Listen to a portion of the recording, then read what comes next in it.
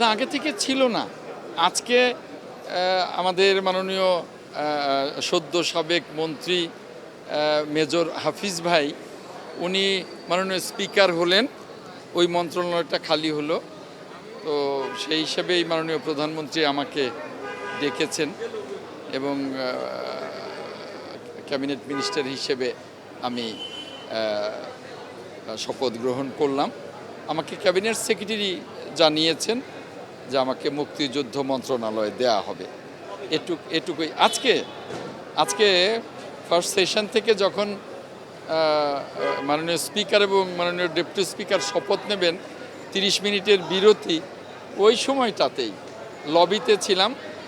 তখনই মাননীয় প্রধানমন্ত্রী আমাকে ডাকলেন এবং তারপরেই শপথের ব্যবস্থা হলো। অপ্রত্যাশিত। আমার চ্যালেঞ্জ মাননীয় প্রধানমন্ত্রী আমার উপরে যে আস্থা রেখেছেন, সেই আস্থার প্রতিদান দেয়া, দায়িত্বশীলতার সাথে, সততার সাথে, দেশপ্রেমের সাথে এই মন্ত্রণালয়ের কাজ পরিচালনা করা, এটাই বড় চ্যালেঞ্জ।